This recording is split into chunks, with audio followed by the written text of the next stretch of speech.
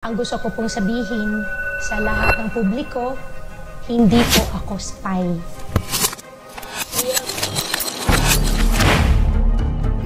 Marami po Tutok mo si Go bilang independent candidate. As much as possible, ayaw ko na pong sumagot at hindi ko po alam. There were about 6 Number one palagi ang Tarlac in terms of peace and order in the region. Hindi po kayo bibiguin. Ito ang eleksyon kung saan nanalo si Alice Guo, ang controversial na mayor ng Bamban, Tarlac. Good day, this is Subject. If you like this kind of topics, like and follow. Thank you na. Si Alice Leal Guo, also known as Go Waping, ay isang businesswoman at de facto mayor ng munisipalidad ng Bamban sa lalawigan ng Tarlac. Kung titingnan ang 2022 elections sa pagkaalkalde ng Bamban, makikitang naging dikit ang laban. So what you see above ay ang mga barangay at ang nangunang kandidato sa kanila. Si Guo ay nanalo lamang sa 7 barangay, habang ang pinakamahigpit niyang kalaban noon na si Joey Salting ay nagwagi sa 8 barangay.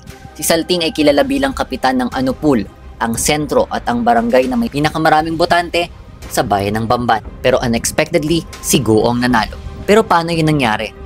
Kumpara kasi kay Guo, ang Anupul lamang ang vote-rich barangay na nakuha ni Salting, kung saan nasungkit naman ni Guo ang karamihan ng vote-rich barangays, kabilang na ang Banaba, Lourdes, San Nicolas at San Roque, kung kaya't nanalo ang 7 sa 8. Hindi naging madali ang laban ni Guo sapagkat bukod kay Salting, mayroon pang 5 ibang kandidato sa pagka-mayor noon. Ngunit sa pagitan lamang ng halos 500 boto, natalo niya ang pinakamalapit na kalaban. Marami ang nagtaka rito sapagkat marami ang hindi kilala si Guo, maging ang kanyang pinagmulan. Karamihan ay walang alam. Number one palagi. Maging si dating Tarlac Governor Susan Yap, hindi rin personal na kilala ang dating kapartido. Balik tayo sa issue.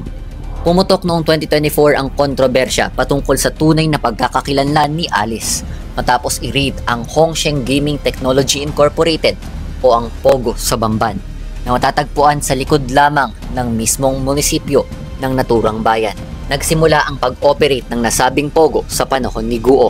Bago pa man mag-umpisa ang kanyang karera bilang alkalde, sinuportahan siya ng nooy 3-term at outgoing mayor ng Bamban na si Jose Antonio Feliciano, na tumakbo bilang congressman ng Tarlac 3rd District, ngunit natalo. Inendorso niya noon ang kandidatura ni Guo, kung saan naging progresibo ang planong naratibo ni Guo, ang maging kauna-unahang babaeng alkalde ng bayan ng Bamban. Sa naging pag-usad ng investigasyon sa Senado, napatunayan na si Go Waping at Alice Guo ay iisa matapos mag-match ang kanilang fingerprints ayon sa NBI. Fast forward June 2025, idineklara ng Manila Regional Trial Court Branch 34 bilang de facto ang naging termino ni Guo bilang mayor ng Bamban. Sa makatuwid, invalid o hindi kinikilala ng batas ang naging panunungkulan niya. I-follow ang Bayani One Movement para sa iba pang update. Para sa suhestyon at opinion, comment down below.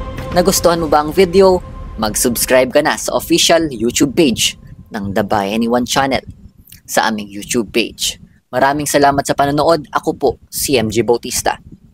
Remember, when there is power, there is change. And change requires action. That's why I'm making all of these videos. Hanggang sa susunod, saludo.